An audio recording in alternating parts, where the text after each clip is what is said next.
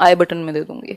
तो भाषा विकास की अगर बात की जाए तो भाषा का विकास कैसे हुआ, बहुत सारी इसमें चीज़ें हैं। एक्विजिशन एंड लर्निंग में क्या डिफरेंस है, कौन से मैगजिम्स हैं, प्रिंसिपल्स कौन से हैं लैंग्वेज टीचिंग के, ये सारी चीज़ें इसमें आएंगी। इससे पहले अगर आपने लाइक शेयर ना किया हो, आपकी इच्छा हो, आपको पसंद आए सेशन, तो लाइक शेयर ज़रूर कीजिएगा और सब्सक्राइब भी कर लीजिएगा ताकि नोटिफिकेशन आप तक पहुंचता रहे। समय समय पर कुछ क्वालिटी काम करने की कोशिश हम लोग करते रहते हैं। अब इसमें एक सब टॉपिक है जो कि बहुत ज़्यादा महत्वपूर्ण है। उस टॉपिक का नाम है एक्विजिशन एंड लर्निंग। एक्विजिशन यानी कि अर्जन, भाषा अर्जन और अधिगम में क्या अंतर है, ये बात एक सिंपल सी है यहाँ अगर मैं कहूँ तो।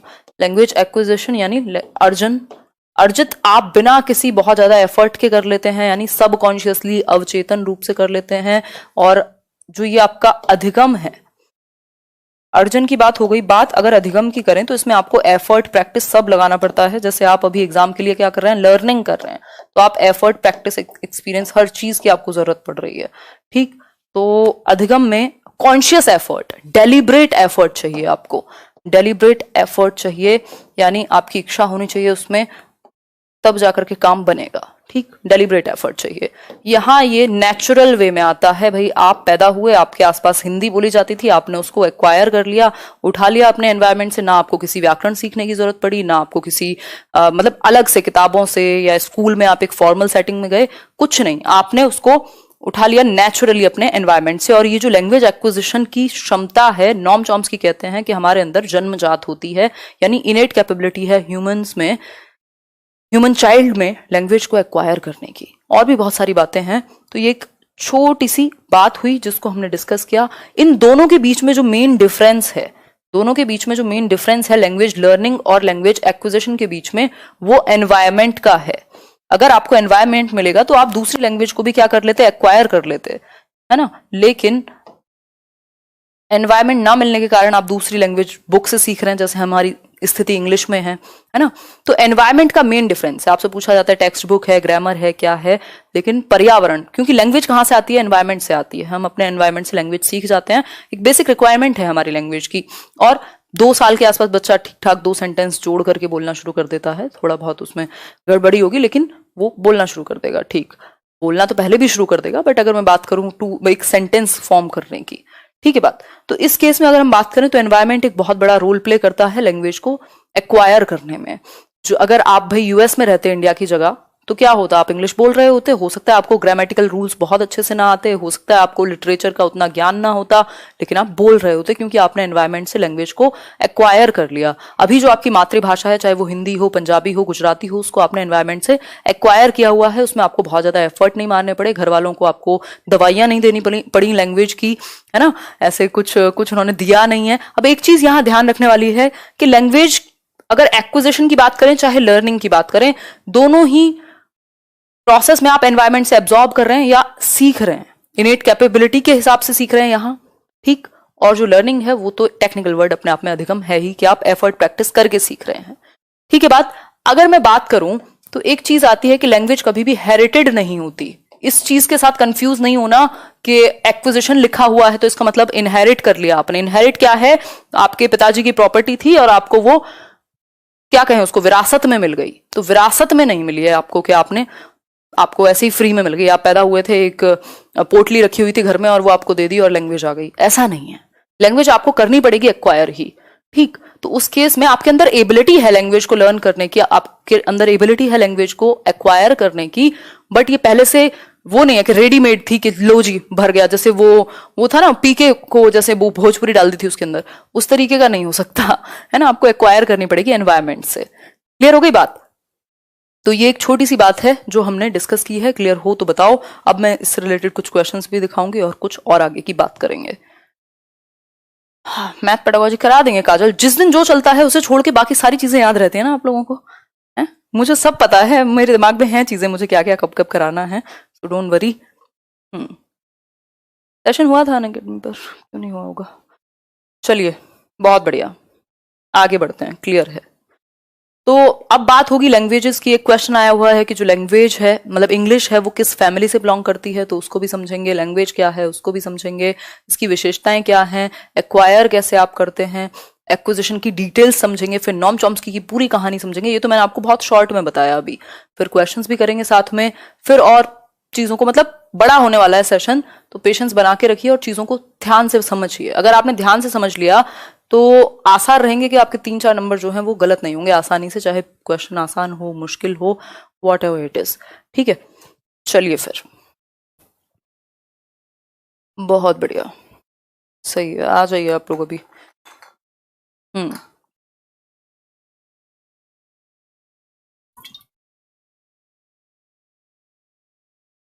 पूनम जी, सीटेट जब होगा तब देखा जाएगा, अपनी तैयारी जारी रखिए।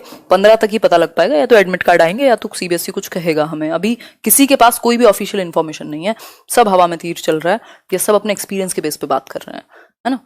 लैंग्वेज की अगर मैं बात करूं तो लैंग्वेज क्या है? भाषा है। क्या भाषा?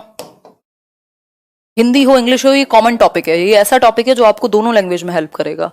ठीक, अगर मैं बात करूं भाषा की, तो language is a medium through which one can express once ideas, emotions, feelings, है ना। आप अपने थॉट्स को कम्युनिकेट कर पाएंगे, आप अपनी बात को संप्रेषित कर पाएंगे, अपने आइडियाज को, अपने विचार हों, आपकी इमोशंस, आपके संवेग हों, आपके थॉट हों, मतलब आप एक्सप्रेस कर पाते हैं सामने वाले की बात को रिसीव कर पाते हैं।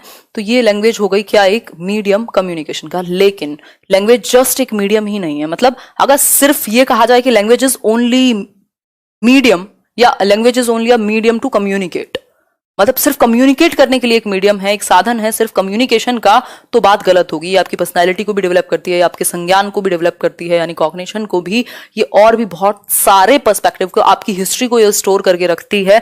कितने सारे इसके फंक्शंस हैं। तो सिर्फ हम ये नहीं कह सकते कि just a medium of communication, it's much more than that.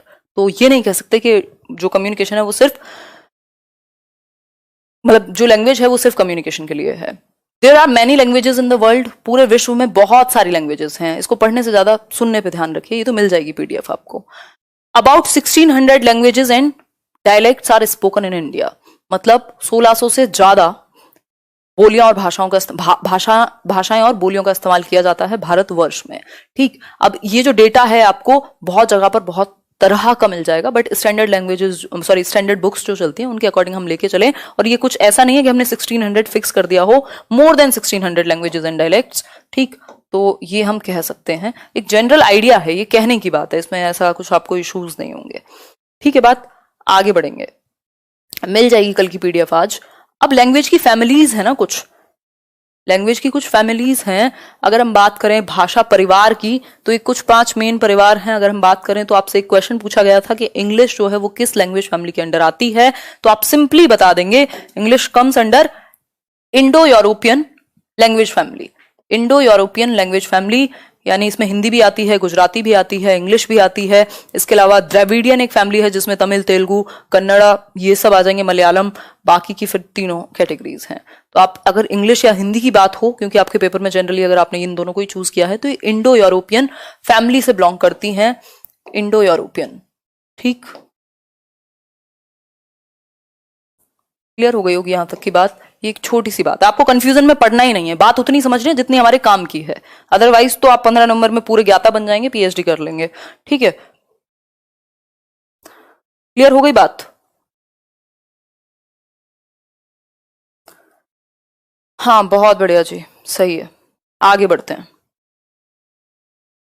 Next question पर बढ़ते हैं, नेक्स्ट पॉइंट्स पर। कैरेक्टरिस्टिक्स ऑफ लैंग्वेज, भाषा की कुछ विशेषताएं हैं, ये बात तो निश्चित है, एक इतनी इंपॉर्टेंट चीज है हमारी ह्यूमन लाइफ्स में, तो भाषा की क्या है, कुछ विशेषताएं हैं, कुछ फीचर्स हैं, कुछ कैरेक्टरिस्टिक्स हैं। यहां से भी एक क्वेश्चन जनरली पूछ लिया जाता है। ठीक, तो अगर मैं बात करूं भाषा की विशेषताओं की, तो फर्स्ट पॉइंट लेते हैं, it acts as a means of communication. जो लैंग्वेज है वो संप्रेषण के माध्यम के रूप में काम करती है, यानी हम अपनी बात को कम्युनिकेट कर सकते हैं, किसी की बात को सुन सकते हैं, अपनी बात को एक्सप्रेस कर सकते हैं, कह सकते हैं। तो ये कम्युनिकेशन का माध्यम है, ये एक इसका कैरेक्टरिस्टिक हुआ, ये एक इसका फीचर हुआ।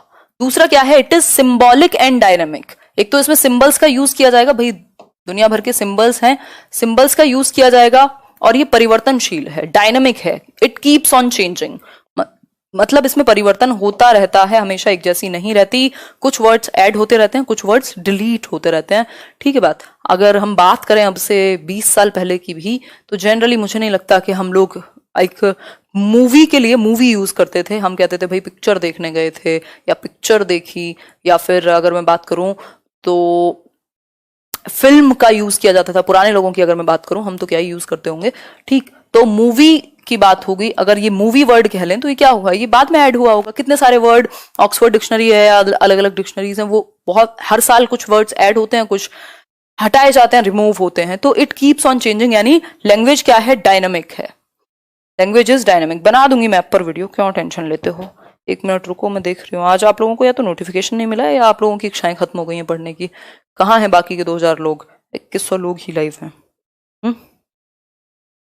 अभी तो पेपर भी नहीं हुआ, ऐसे भी क्या जल्दी। 1 मिनट रुको, कोई बात नहीं। सही है, बढ़ेंगे, अभी आगे बढ़ेंगे। 1 मिनट में, मुझे लग रहा है लिंक शेयर नहीं किया आज।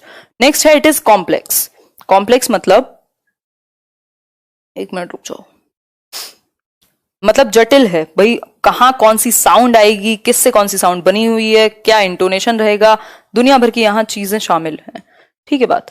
तो ये एक छोटी सी बात है जिसको समझना जरूरी है कि कॉम्प्लेक्स है, एक सिस्टम फॉलो करती है, ऐसे ही नहीं है कि कुछ भी अपनी मर्जी से लिख देंगे और उसका एक मीनिंग होगा, ठीक। तो इसको मीनिंगफुल बनाने के लिए एक जटिल स्ट्रक्चर फॉलो किया जाएगा। इट इज आर्बिट्रेरी, इस बार भी ये क्वेश्चन आया था, यानी स्वच्छंद है लैंग्वेज, जैसी लिखी जाती है। और जो लिखे होने का जो एक मीनिंग है, ये बॉटल को मैं BOTTELE लिखूं अगर, तो उस लिखे हुए का इससे कोई डायरेक्ट मतलब नहीं है, इंडिपेंडेंट है दोनों। ये तो हमने वर्ड मीनिंग को एसोसिएट किया है उससे, तो ये इंडिपेंडेंट है लिखने और चीजों से एसोसिएट होने में, ठीक। तो ये इंडिपेंडेंट है, कोई खास अपना रिलेशन नहीं है, ठीक है।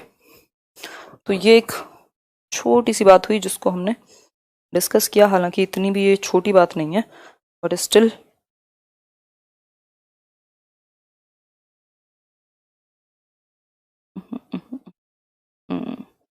ग्रेट। सीटेट का सेंटर वेंटर सब हो जाएगा जब, अगर CBSE लॉन्च कर, मतलब एक बता देगा एक बार के क्या सीन है, तो फिर तो सारी चीजें हो ही जाएंगी। तो ये छोटी सी बात हो गई, यहाँ तक होपफुली क्लियर हो गई होगी। और अगर कोई समस्या है तो एक बार कमेंट कर दीजिए। अगर मैं बात करूं तो लैंग्वेज आर्बिट्रेरी का मतलब है इसका जैसे लिखी जाती है, और जो इसका वर्ड, मतलब जो इसका एसोसिएशन होगा चीजों के साथ, वो इंडिपेंडेंट है। अगर हम BAT बैट लिखते हैं और हम BAR बार लिख दें तो मीनिंग चेंज हो गया तुरंत। तो वो एक लेटर से चीजें चेंज हो गई, मतलब वो इंडिपेंडेंट है, जैसी लिखी जाती है और उसका मीनिंग जिससे एसोसिएट होगा उससे स्वच्छंद है, ठीक है बात।